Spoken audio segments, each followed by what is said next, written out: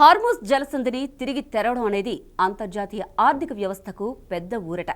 యుద్ధం కారణంగా ఈ మార్గం మూతపడడంతో ఇంధన ధరలు ఆకాశాన్నంటాయి. అయితే జలసంధి తెరిచిన వెంటనే ధరలు తగ్గిపోవని, సాధారణ స్థితి రావడానికి కొంత సమయం పడుతుంది. రవాణా మార్గాలు మళ్లీ గాడిలో పడ్డం, బీమా ఇన్సూరెన్స్ ఖర్చులు తగ్గడం వంటి ప్రక్రియలు నిలకడగా జరుగుతాయని నిపుణులు విశ్లేషిస్తున్నారు.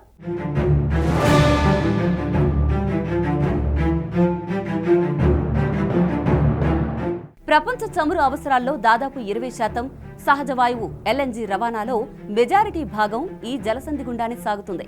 కేవలం ఇంధనమే కాకుండా అంతర్జాతీయ ఎరువుల వాణిజ్యంలో 30% ఈ మార్గం ద్వారానే జరుగుతుంది. కాబట్టి దీన్ని తెరవడం వల్ల కేవలం చమురు ధరలే కాకుండా ప్రపంచవ్యాప్తంగా ఆహార భద్రతకు కూడా ఒక భరోసా లభిస్తుంది. యుద్ధ సమయంలో జరిగిన డ్రోన్ మరియు క్షిపణి దాడుల వల్ల చమురు క్షేత్రాలు, రవాణా కేంద్రాలు తీవ్రంగా దెబ్బతిన్నాయి. నిలిచిపోయిన ఉత్పత్తిని మళ్లీ ప్రారంభించాలి అన్నా, నిల్వ ఉన్న ముడి చమురును శుద్ధి చేయాలి అన్నా కనీసం కొన్ని వారాల సమయం పడుతుంది.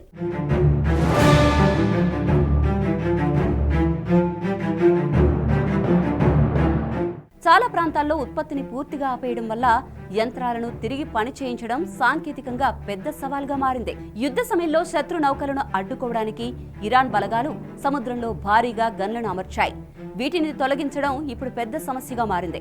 ఈ గనులు ఎక్కడ ఉన్నాయో ఖచ్చితంగా తెలియకపోవడం వల్ల నౌకల రాకపోకలు క్షేమంగా సాగాలి అంటే జూలై వరకు వేచి చూడాల్సి ఉంటుందని నిపుణులు భావిస్తున్నారు. భారతదేశం తన చమురు అవసరాల కోసం సౌదీ అరేబియా, యుఏఈ, ఇరాక్ వంటి గల్ఫ్ దేశాలపై ఎక్కువగా ఆధారపడుతుంది.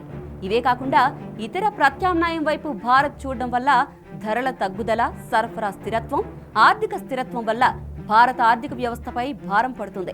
మొత్తంగా చెప్పాలంటే హార్మూజ్ జలసంధి పునః ప్రారంభం భారత్ వంటి అభివృద్ధి చెందుతున్న దేశాలకు ఒక శుభ సూచికం.